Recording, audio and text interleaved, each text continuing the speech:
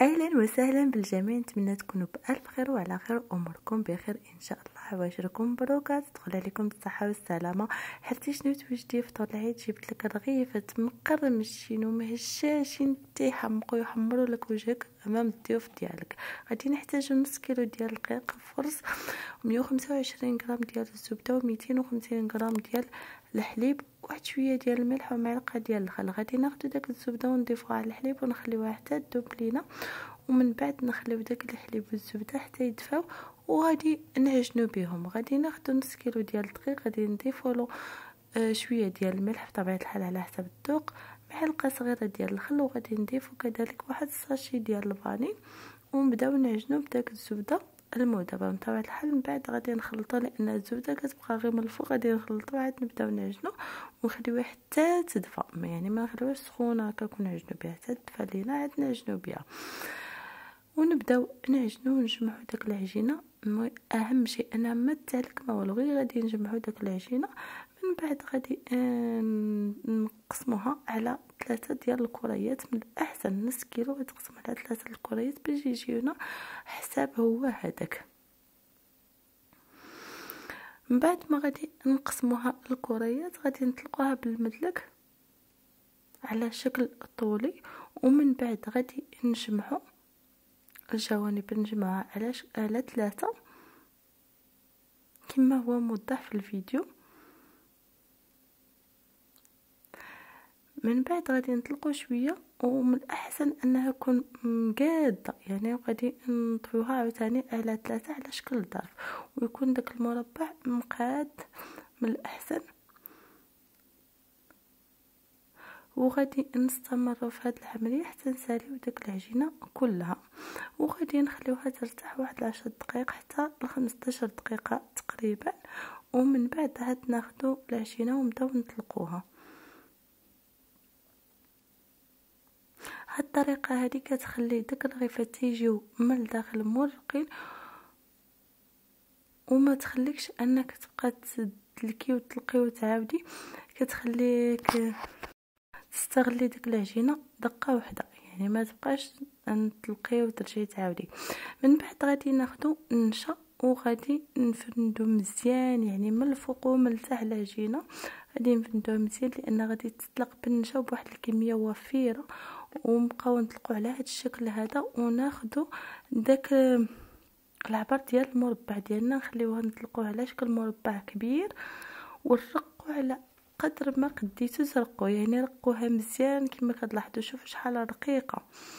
من بعد غادي ناخذوا داك العجينه من بعد ما طلقناها مزيان، ونبداو نتنيو على شكل عصيات طوال، وحنا نتنيو وحنا تنضغطوا باش تثبت لينا العجينه ديالنا. كما كتلاحظوا بهذه الطريقه هذه انا باينه انها يعني مشروحه مزيان.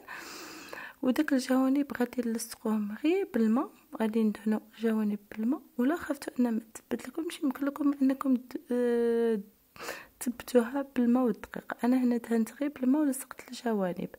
من بعد ما تنساليو تناخذوا واحد السكين ونبداو نقطعوا 1.5 سنتيم تقريبا، ويكونوا مقادين على هاد الطريقه هذه كما كتلاحظوا.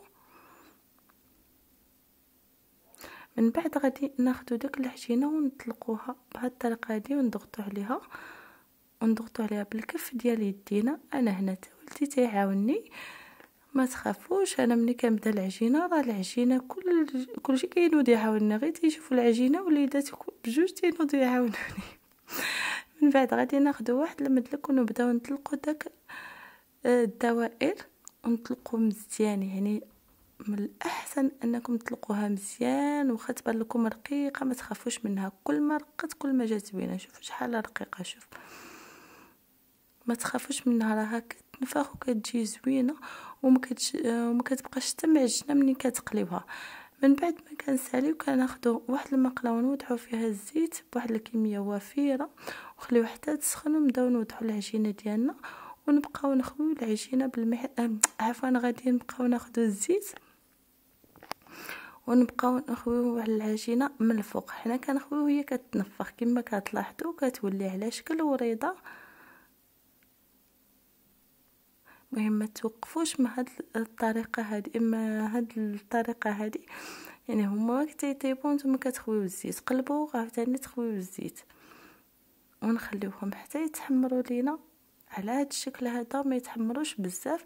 وشفتوا شحال تنفخوا، يعني واخا رقاق بزاف ديك الطريقه اللي كنخويو عليها الزيت من الفوق كيخليوهم يتنفخوا وكيجيو مرقين. غادي ناخذوا هاد الرغيفات ديالنا ونديروهم يستقطروا من الزيت. اللي بغيتو انكم توضعوهم في العسل، ما بغيتوش انا منين يستقطروا لكم من الزيت غادي تاخذوا العسل وتبداو توضعوا بالملعقه على هذا الشكل هذا. انا ما بغيتش نديرهم في العسل لانهم تيشربوا العسل بزاف، كيجيو شاربين العسل بزاف. وبالنسبه للاشخاص اللي ما يبغوش الحلاوه بزاف هاد الطريقه احسن، وحتى هكا راه تيشربوا العسل ولكن بكميه قليله. من بعد غادي نزينو باش ما بغيتو بكاوكاو كاسي، جلجلان، اللوز ايفيلي، كاوكاو ايفيلي، المهم اللي متوفر عندكم. انا هنا زينت غير كاوكاو اون كاسي وهنا بنتي تتعاوني. وهذا هما الشكل ديال الرغيفات، راهم تيحمروا لكم الوجه امام الضيوف ديالكم، كيعطيو واحد الكميه وفيره. شو انا هاد الصحن هذا راه عطاني جوج ديال الصحونه بحال هادو عامرين بحال هاد الطريقه هذه، وكيجيو مقرمشين وهشاشين وبطريقه مختلفه وشكل جديد. وبالصحة والراحة، وعيدكم مبارك سعيد.